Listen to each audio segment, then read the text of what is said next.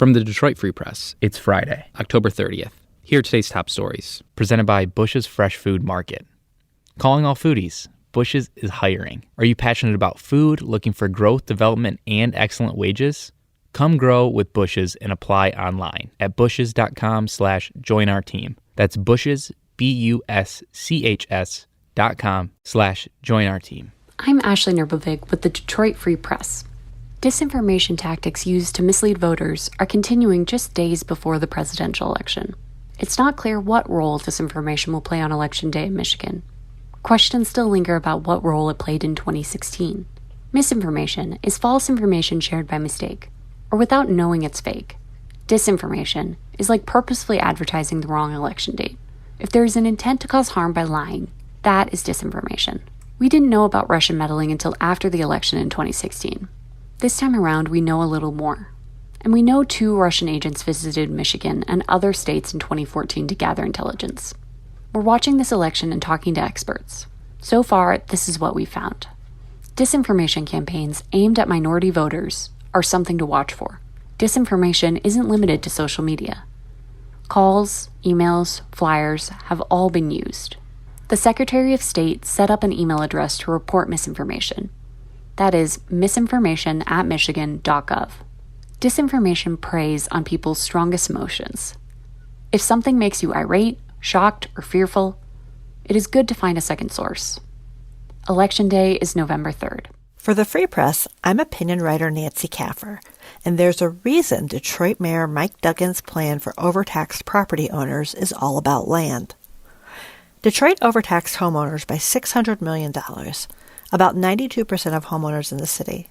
It went on for years until the city finished reassessing its property in 2017. Some Detroiters couldn't pay those inflated tax bills and lost their homes to foreclosure. For a lot of Detroiters, the only way to make this right is with money, a refund of the inflated taxes they paid. But Duggan is offering discounts on property held by the Detroit Land Bank, priority status for job training, some city jobs, and financial counseling. Detroit spent those overtaxed dollars on city services. To repay them, they'd have to tax Detroiters. Again. The city also says it can't afford to give Detroit homeowners a break on their taxes. City revenue was hit hard by COVID. But one city official says offering Detroiters land is important. It's Detroit's most valuable asset, and Detroiters should own that asset, especially because for decades, federal laws made it very hard for Black Americans to buy homes.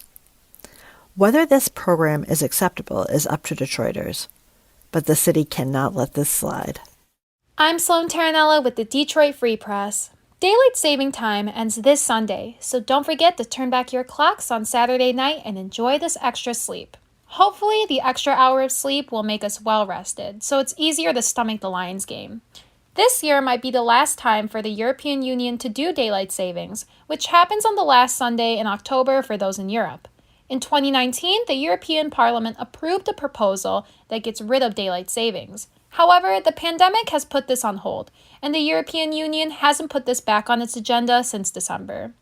Although we may not want to spend any extra time in 2020, even if it's just for an hour, this marks a new chapter in the year, so enjoy hitting this snooze button a few more times this Sunday morning. This is Free Press Sports Editor Chris Thomas. The Detroit Tigers are on the clock when it comes to hiring A.J. Hinch, the World Series champion manager who was just let out of timeout by Major League Baseball for his role in the 2017 Houston Astros sign-stealing scandal. If the Tigers are smart, they shouldn't waste any time making the hire. Remember, Hinch wasn't implicated for actively participating in the Astros scandal. He was implicated for not doing enough to stop it. It was a hard lesson to learn. The next right move for Al Avila should be bringing him to Detroit.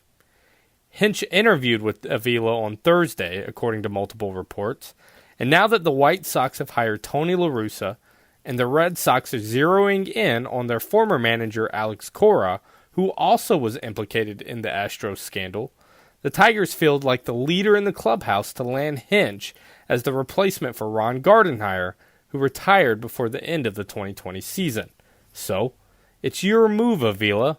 Hiring a Hinch will come with a bit of backlash, But it's not the kind of backlash that should preclude Detroit from making this move.